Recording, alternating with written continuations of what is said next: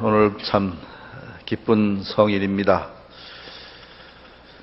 여러분과 함께 예배할 수 있게 되어서 감사하고, 또 오늘 이 자리에 산부 예배에 변함없이 함께 해주신 교우 여러분들께 하나님의 은혜와 축복이 충만하시기를 주의 이름으로 축원합니다. 사실 오늘 제가 드리는 이 설교는 지난 주일날 드리고 싶은 말씀이었습니다. 그런데 지난 주일날 제가 자리를 비웠기 때문에 조금 늦은 감이 없지 않아 있습니다. 바로 광복절을 기념해서 함께 묵상하고 싶은 그러한 말씀이기 때문입니다. 광복절이라 하면 말 그대로 이 빛을 회복한 날이다. 빛을 다시 찾은 날이다. 이렇게 볼 수 있겠죠. 일제에 빼앗겼던 국권을 회복한 날입니다. 그리고 광복절 되면은 참 기뻐야 하는데 왠지 아직도 가슴에 좀 답답함이 있습니다. 솔직히 광복절이 되어도 그렇게 기쁘지 않습니다. 왜냐하면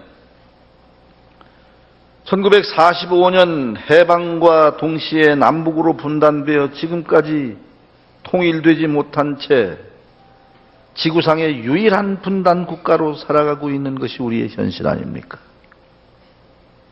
분단된 것도 가슴 아픈데 이 땅에 우리 살아가는 사람들의 모습을 보면 다 뭔가 마음과 마음이 나눠져 있어요.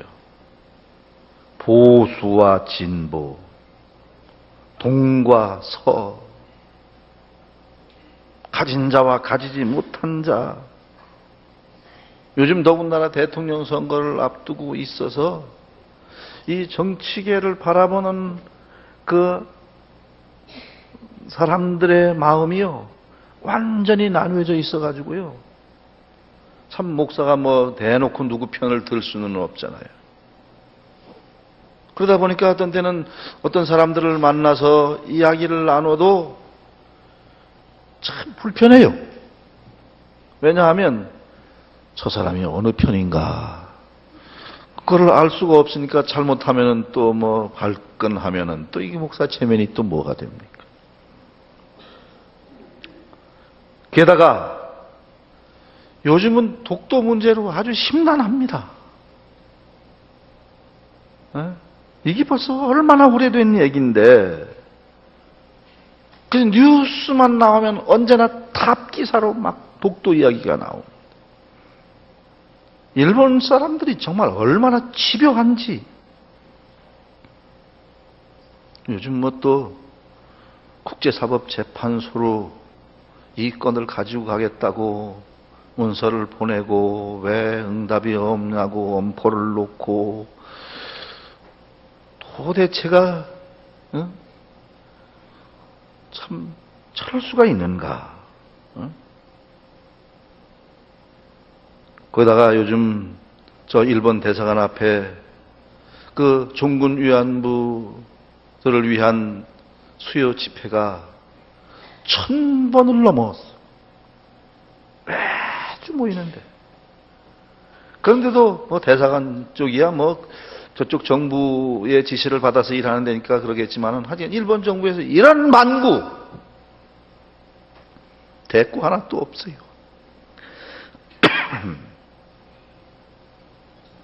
징병과 징용으로 끌려가서 그 인생을 다 망친 그 수많은 우리의 할머니, 할아버지, 어머니, 아버지, 아직도 보상도 제대로 받지 못하고 있는 그러한 현실. 이런 거 생각해 볼 때는 참 광복절이 돌아오면 더욱더 가슴이 답답해집니다. 독도 뭐 얘기가 나왔으니까 말이지만은, 우리 운동선수 하나가 독도는 우리 땅이라는 피켓을 축구 경기에서 이기고 나서 그거 한번 들었다고 그래가지고 전 세계가 들썩이고 우리 협회가 뭐 일본 협회에다가 뭐 사과문을 보냈다나요?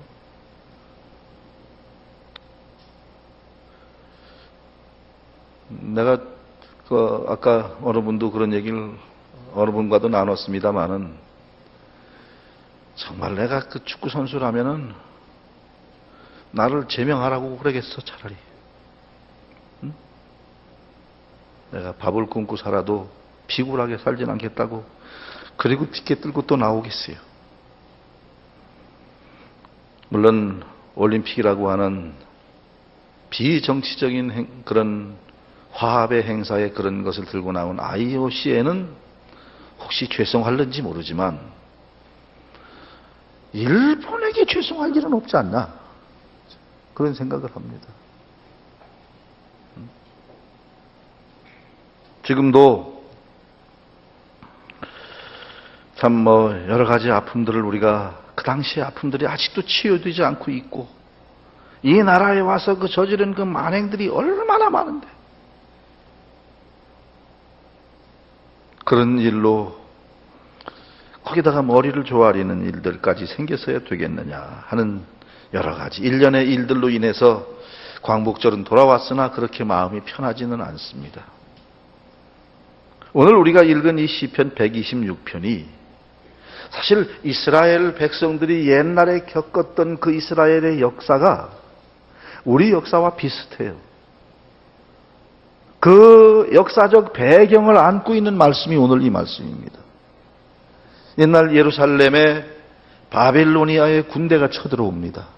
느부갓네살 2세는 바벨론에 쳐들어와 가지고 그냥 예루살렘을 정말 쑥대밭으로 만들어 놓습니다. 그리고 이스라엘의 왕을 비롯한 젊은이들을 쓸만한 사람들을 다 포로로 붙잡아 가지고 저 바벨론으로 끌고 갔습니다. 70년 동안 나라를 잃어버린 그러한 망국의 소름을 안고 외지에서 그들은 살았습니다. 이스라엘 왕이야 물론 끌려가서 죽었죠. 그리고 70년이라고 하는 긴 세월이 흘렀고 페르시아에 의해서 바벨로니아가 멸망합니다. 이스라엘을 멸망시킨 그 바벨로니아가 페르시아에 의해서 멸망을 당하고 페르시아의 초대 왕이었던 이 고레스라고 하는 왕이 사이러스라고 하는 그 왕이 이제 이스라엘 백성들에게 해방을 줍니다. 고향으로 돌아가라. 사실 그때가 포로로 잡혀가고 나서 70년 만입니다. 우리나라는 36년 만에 해방이 됐다고 그러죠. 근데 우리가 이 고생한 거는 조금 늘려서 표현하는 버릇이 좀 있어서 그렇지요. 정확하게 말하면 34년 11개월 정도 됩니다. 36년이라 칩시다. 우린 36년을 고생을 했는데 이스라엘은 70년을 했어요. 그러니까 뭐 거의 배나 되지 않습니까? 그러니까 사실은 그때 이스라엘이 망할 때 있던 사람들은 다 죽었어요. 포로에서 다시 고향 땅으로 돌아가라 해서 돌아간 사람들은 다 2세, 3세들이었다라는 것을 우리가 알 수가 있습니다. 바로 그때 쓰여진 시편이 바로 오늘 이 시편 126편입니다. 그래서 첫 번째로 보면은 1절서부터 3절 말씀을 보면은 여기 뭐라고 표현하고 있습니까? 네? 다시 한번 본문 말씀을 보세요. 여호와께서 시온에 포로를 돌려보내실 때 이거를 누가 했다고 그래요? 고레스가 했다고 하지 않고 여호와께서 하셨다 이렇게 기록합니다. 그때 우리는 꿈꾸는 것 같았다. 다시 말하면 70년 만에 해방을 맞게 되었을 때 이것은 전적으로 하나님의 은혜였다라는 사실을 고백합니다. 다시 말하면 도저히 상상할 수 없는 일들이 그들 눈앞에 펼쳐진 것입니다. 뭐 10년, 20년도 아니고요. 70년이 지났는데, 70년이 지났는데 무슨 힘이 있습니까, 자기네들이? 자기 스스로는 해방할 그 나라를 독립시킬 수 있는 힘이 전혀 없었는데 어느 날 갑자기 하나님의 은혜로 하나님이 이 포로를 돌려보내 주셨다. 그래서 이게 꿈이냐 생시냐? 꿈꾸는 것 같았다고 말하잖아요. 우리 입에는 웃음이 가득했고 우리 혀에는 찬양이 찼었다고 말합니다. 사실 우리나라의 이 해방도 그와 비슷한 것이었다고 생각을 합니다. 뜻으로 본 한국 역사라고 하는 그 함석헌 씨가 쓴 책이 있습니다. 그 책에서 우리나라의 해방에 대해서 이렇게 기록하고 있습니다. 우리나라의 해방은 도둑과 같은 해방이었다. 예기치 않았다가 갑자기 우리에게 주어진 해방이었다. 그리고 이 해방은 하늘에서 온 것이었다. 어느 누가 노력해서 얻은 것이 아니라 스스로는 해방할 능력이 없었는데 하나님께서 베풀어 주신 하나님의 선물이었다라고 기록합니다. 물론 왜 노력하지 않았습니까? 우리가 노력했지요. 3.1절 날 만세도 불렀고 독립군들이 여기저기서 일본 군대와 맞서서 싸우기도 하고 그랬지 않았습니까? 물론 맞아요. 노력했지만 그 노력으로 이 해방을 얻은 것은 아닙니다. 약간의 영향은 주었을지 모르지만, 자, 우리 독립군들이 그 승리를 한 전쟁 중에 가장 유명한 전투가 김주아진 장군이 주도했던 청산리 전투입니다.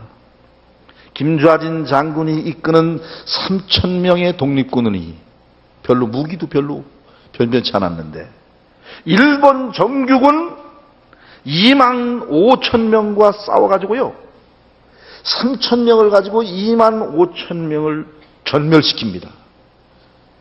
그러니까 엄청난 승리를 거둔 거죠. 그게 바로 청산리 전투입니다. 김주아진 장군의 청산리 전투입니다. 그 전투 하나만 보면 참 대승을 거뒀는데요. 그 후의 역사를 보면은 어땠느냐? 여기에 자극을 받은 일본 군대가 중국에 주둔한 관동군이 대대적인 군사를 이끌고 와가지고 저 연변에서부터 그 넓은 벌판을 지나 백두산으로 가는 이 와룡 지방 일대를 완전히 초토화시키고요. 독립군이 은둔해 있던 그 은둔지는 물론이고 그 지역에 있는 사람들이 아주 사람들의 씨를 말렸습니다. 25,000명의 일본군을 죽이고요. 그 관동군이 쳐들어와 가지고 약 800만 명이 죽어요. 일본군한테. 그때 그 상황을 직접 눈으로 보기 위해서 거기에 갔던 조선인의 한 사람, 지식인이 한 사람이 있었어요. 그 사람이 누구냐 하면 춘원 이광수예요. 춘원 이광수가 그래도 이 독립군들이 승리를 거두고 한다는 얘기를 듣고 그 지역에 딱 방문을 했습니다. 뭔가 소망을 가지고 갔습니다. 그런데 그 모습을 보면서 야, 이럴 수가 있는가? 뭔가 희망을 가지고 갔는데 그 참담한 광경을 보고 이제 조선의 미래는 없다 이렇게 판단한 거예요.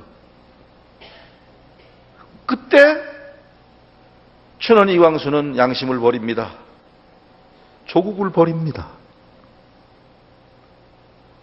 이제 우리 조선의 해방이라는 것은 이제 생각할 수도 없다. 이렇게 생각했어요. 사실은 그 당시에 많은 지식인들이 그래서 모든 것을 자포자기하고 그저 되는 대로 살다 보니까 친일파도 되고 그렇게 됐던 거예요. 그런데 갑자기 해방이 찾아온 거예요. 이런 것을 가리켜서 이게 도대체 꿈이냐 생시냐 이렇게 말하는 거예요.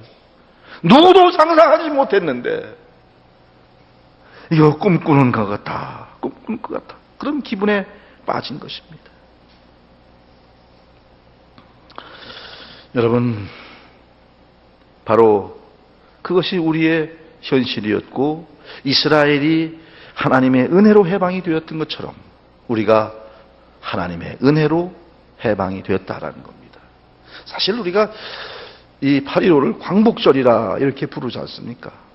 이날 우리는 해방이 되었다라고 얘기하지 않습니까? 그래서 독립이 되고 독립국을 만들게 되었다고 그러는데 사실 해방되었다는 이 말도 저는 그렇게 마음에 안 들어요.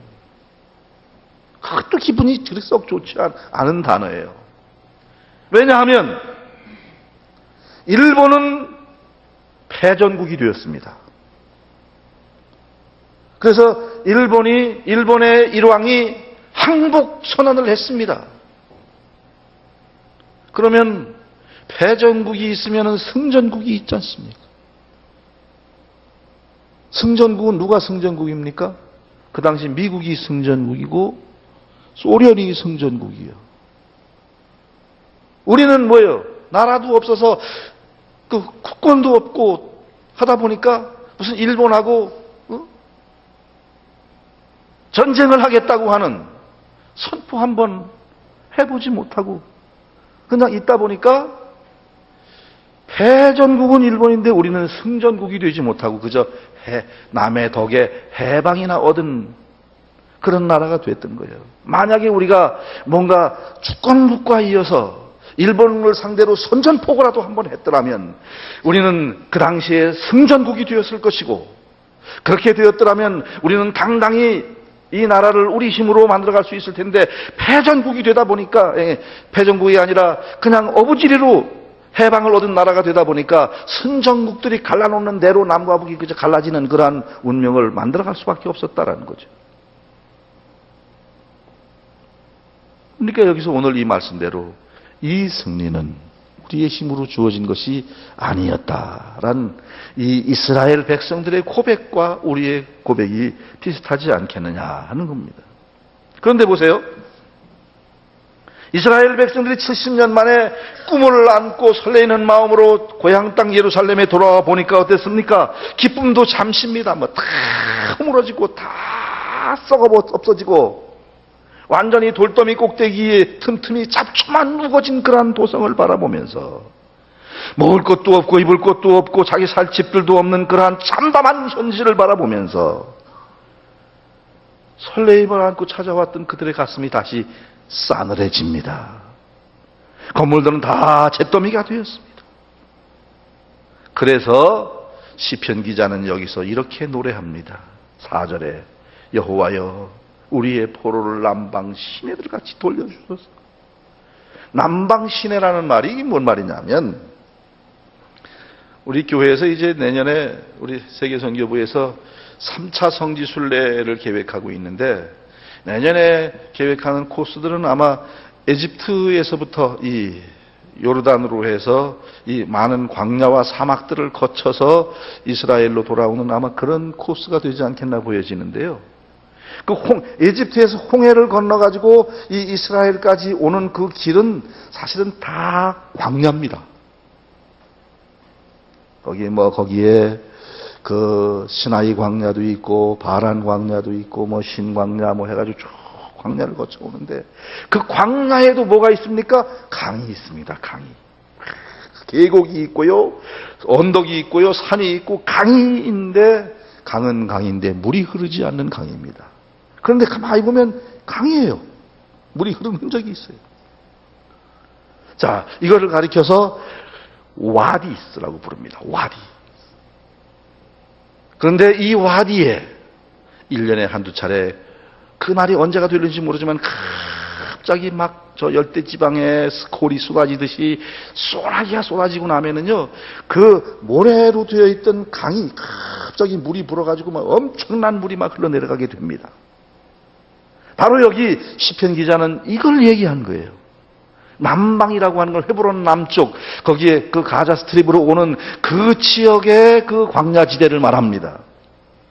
거기에 하나님께서 갑자기 비를 주셔가지고 그 사막에 강물이 흘러가는 것처럼 우리에게 은혜를 베풀어 주시지 않으면 우리가 살아갈 수가 없습니다. 라는 고백을 여기서 하고 있는 거예요.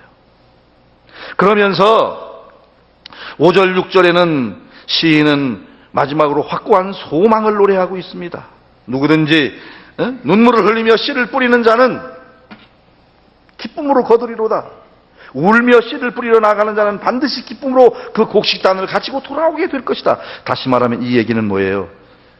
여기서 포기하지 마라. 네? 포기해서 해결되는 문제는 없다. 지금은 눈물이 나지만, 지금은 울 수밖에 없지만, 그래도 우리는 씨를 뿌려야 우리가 산다. 그러면 반드시 언젠가는 단을 가지고 돌아오는 날이 온다라는 겁니다. 여러분, 우리가 사실 그랬지 않습니까? 8.15 그때 1945년에 해방이 될 때는 전 그때 없었어요.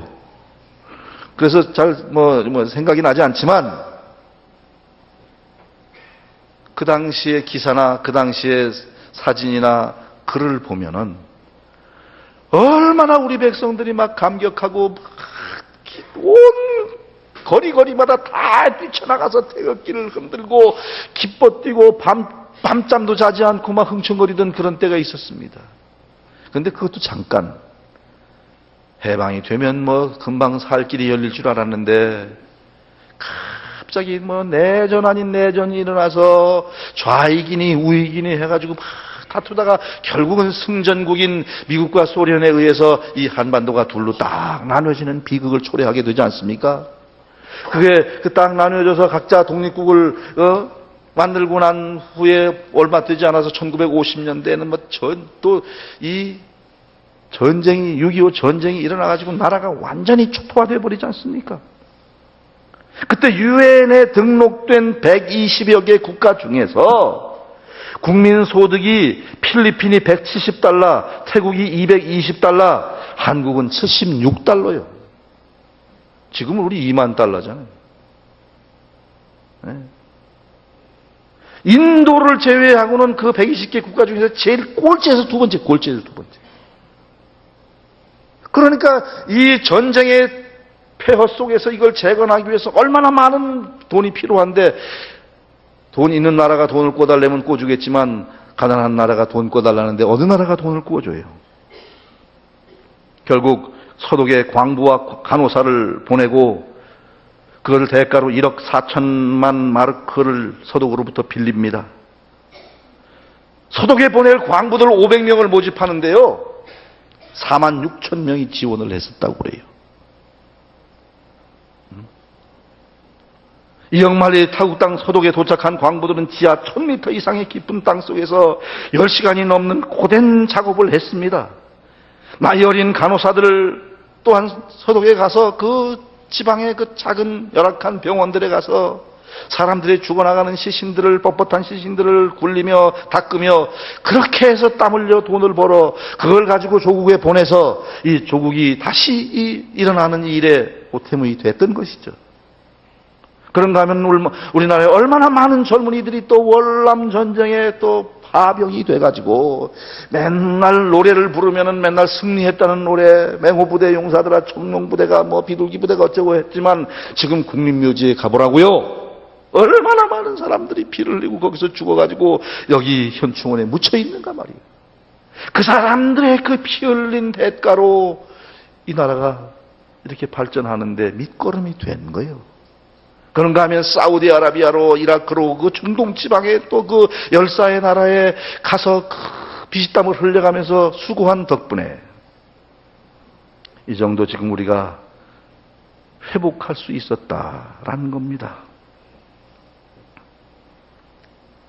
보다 나은 내일의 삶을 위해서 과거의 고통을 즐거이 참고 견디어온 이 우리의 앞선 세대들, 그들의 노고와 희생이 있었기 때문에 오늘 우리가 이만큼 풍요를 누리고 다양한 축복을 누리면서 살아가고 있다는 사실을 우리는 잊어서는 안 되는 것이죠. 지금은 한국이 놀랍게 도약하고 있어요. 지금 누구라도 이 서울의 거리를 한번 둘러보고 나면은요, 강남의 거리를 둘러보고 나면은요, 세계에서 이만큼 풍요로운 나라가 없다고 그래요. 지금도 세계 이곳저곳 전 많이 가보진 않았습니다만 간 곳마다 공항에 벌써 딱 나서면 앞에 큰 간판 하나 딱 붙였는데 삼성, LG, 현대자동차 이런 간판들이 질비. 모든 공항에 나가다 보면 디스플레이가 다 우리나라 그 LCD로 다 만들어진 것들을 볼 수가 있습니다. 이제 우리가 뭐 세계 7대 경제 대국에 속해 있다. 그런 얘기를 하고, 우리보다 사실은 GDP가 높은 나라에 가도 우리 한국 사람들이 굉장히 부자 나라에서 온 줄로 착각을 합니다. 그 사람들이. 이게 우리의 지금 이 현실입니다. 그런데 우리는 이 마당에서 이게 이렇게 되기까지 과거에 얼마나 우리의 아픔이 있었는가, 그들의 노고가 있었는가, 이 사실을 우리는 잊어서는 안 되죠. 오늘날의 젊은이들이 옛날 이야기를 하면 옛날 이야기 한다고 오히려 이 기성세대들을 구박합니다마는, 그 옛날에 그러한 피 흘림과 희생이 없이 어떻게 오늘이 있을 수 있겠습니까? 만약에 오늘의 이 흥청망청 과거를 잊어버린 이러한 되는 대로 살자라는 그러한 주의로 살다 보면 또 우리의 미래는 또 어떻게 되겠습니까? 뭔가를 심어야 또 거둘 것 아니겠습니까? 여러분, 저는 이런 광복절을 기념하면서 그런 생각을 해봅니다. 과거에 우리 한국 민족이 당했던 고난의 현장, 아픔의 현장, 쓰라린 괴로움의 현장, 그 현장마다 거기에는 누가 있었습니까? 교회가 있었습니다. 거기에는 교회 지도자들이 있었습니다. 한국의 기독교가 전파된 뒤에 암울했던 일제 치하에서 한국교회와 성도들은 이 민족의 아픔을 해결하는 데 앞장을 섰습니다. 3.1운동, 그 중에 대표 33명 중에 16명이 기독교인이라고 그러지만 다른 사람들은 이름만 집어넣은 거예요. 실제로는 기독교가 주도한 운동입니다. 독립협회, 임시정부 등 각종 독립운동 기구에 조국 독립을 위해서 헌신했던 것도 기독교인들입니다. 윤치호, 서재필 등 기독교인들이 다 앞장서서 이 일을 주도해 나갔습니다. 그리고 독립협회가 주축이 된 대중집회였던 만민공동회라고 하는 대중집회도 기독교인들의 교회가 앞장서서 이 일을 이끌어 나갔던 것입니다. 그런데 안타깝게도 이제 한국교회는 더 이상 민족의 희망이 되지 못하고 있다는 사실이 우리를 아프게 하는 것입니다.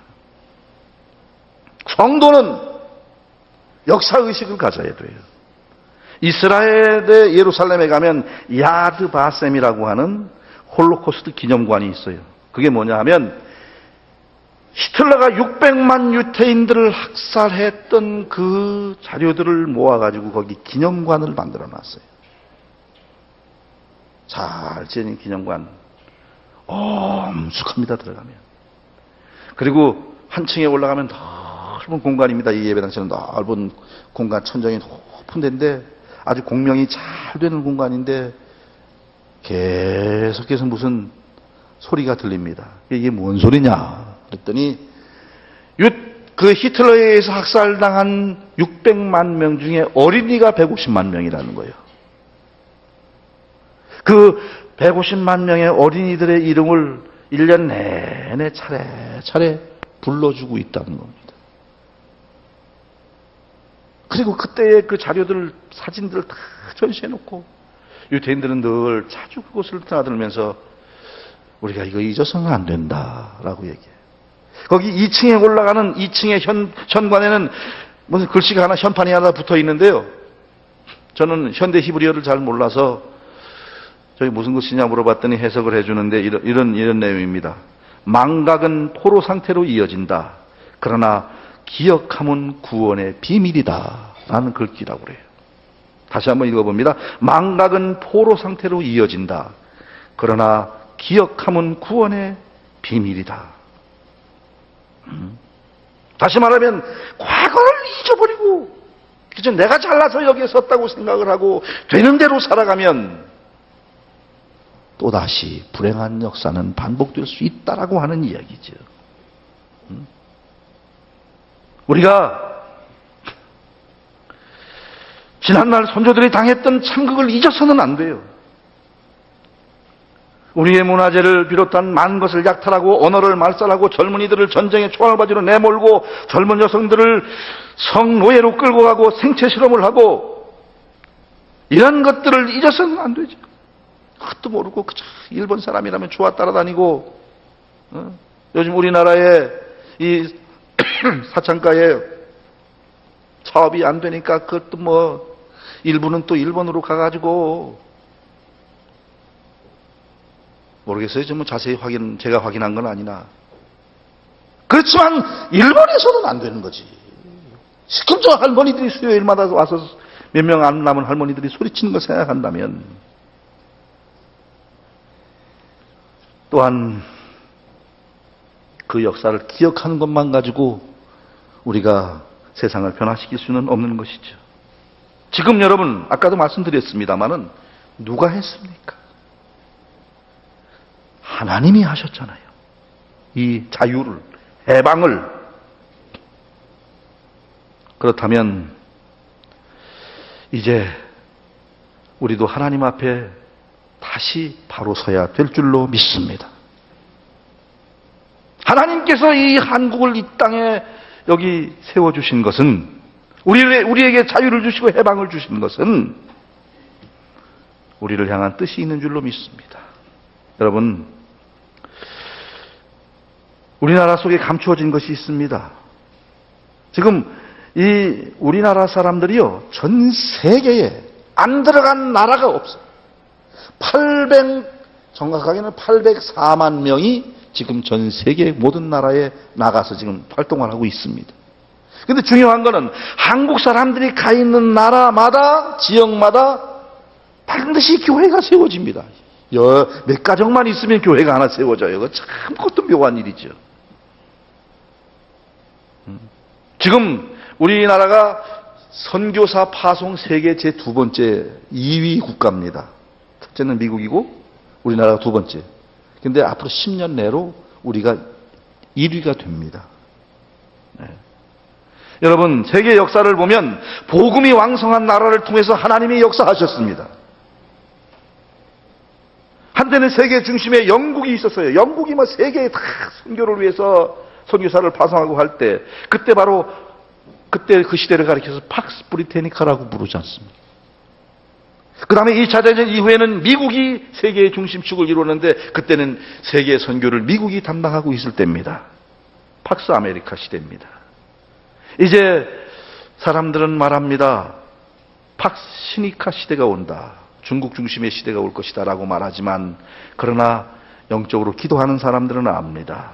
이른바 한국 크리스찬들을 중심으로 한 크리스천 팍스 코리아나 시대가 도래할 것이다. 그렇게 말합니다. 우리가 하나님 앞에 바로 서 있기만 하면 이 한국을 중심으로 한 이 세계의 구도가 형성되는 그런 시대가 올 것이다 라는 비전을 갖게 되는 것입니다.